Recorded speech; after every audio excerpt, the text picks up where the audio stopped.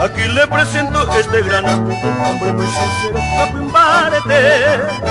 Fernando Barbosa es muy conocido, es hombre formado en este país.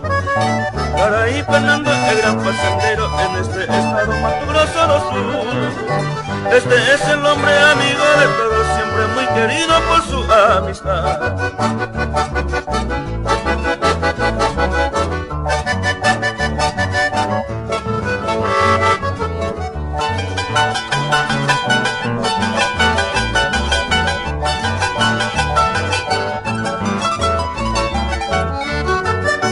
Es matogrossense este gran amigo, por eso dedico este chámame.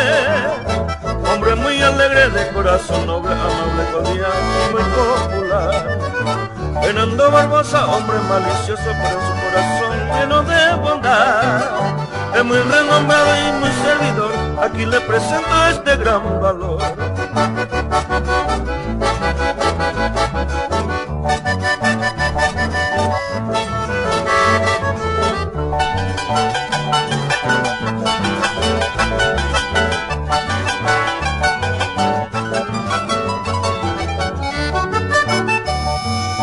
Fernando Barbosa es un pantanero brasilero puro, este Cuimba es hombre de coraje, este gran amigo y de opinión de buen corazón.